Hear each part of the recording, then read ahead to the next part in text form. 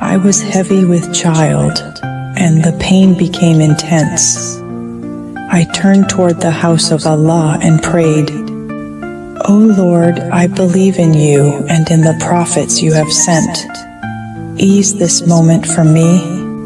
Suddenly, the wall of the Kaaba opened before my eyes.